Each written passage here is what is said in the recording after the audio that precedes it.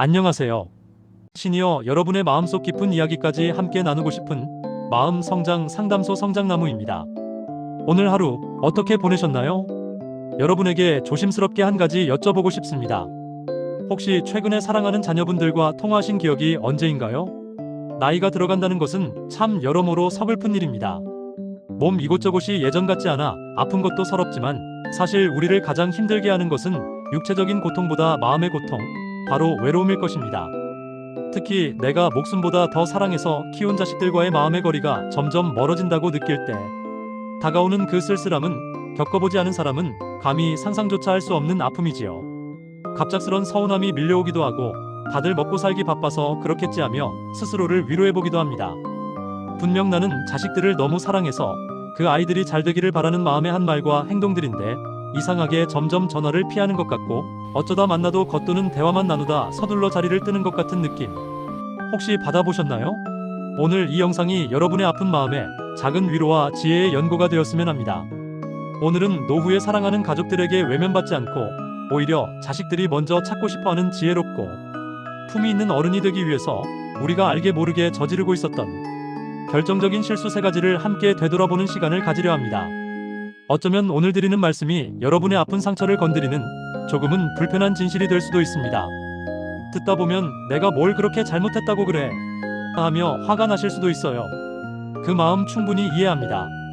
부모 마음은 다 같으니까요.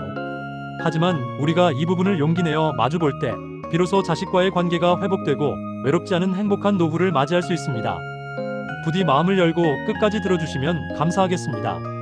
첫 번째로 우리가 돌아봐야 할 실수는 바로 사랑이라는 이름으로 포장된 통제와 잔소리입니다.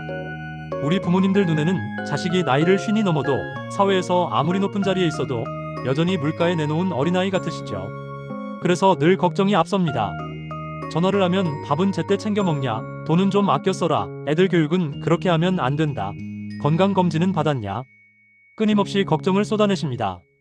부모님 입장에서는 이게 다 피가 되고 살이 되는 사랑의 표현이지만 안타깝게도 이미 다 커버린 성인 자녀의 입장에서는 이 모든 것이 숨막히는 간섭과 지겨운 잔소리로 들릴 뿐입니다.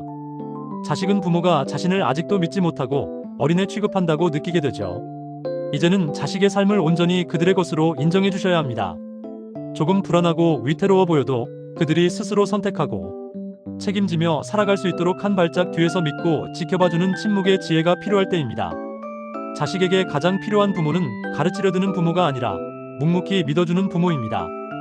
두 번째 실수는 자식을 나의 감정 쓰레기통으로 만드는 것입니다. 자식들이 정말 오랜만에 전화를 하거나 명절에 찾아왔을 때 너무 반가운 나머지 그동안 쌓여왔던 외로움과 서러움, 육체적인 고통을 한꺼번에 쏟아내진 않으셨나요? 물론 오죽 답답하고 힘드시면 가장 편한 자식에게 그런 말씀을 하시겠습니까? 내 아픔을 누구보다 알아주길 바라는 그 마음 너무나 잘 압니다. 하지만 자식들도 각자의 삶의 무게를 견디며 치열하게 살아가고 있습니다. 부모님을 만날 때마다 혹은 통화할 때마다 늘 아프다는 이야기, 신세 한탄, 누군가에 대한 원망 같은 부정적인 에너지 덩어리를 받게 된다면 자식들도 사람인지라 지치고 버거워집니다. 부모님을 만나는 시간이 즐겁고 기다려지는 것이 아니라 무거운 숙제처럼 느껴지게 되는 것이죠.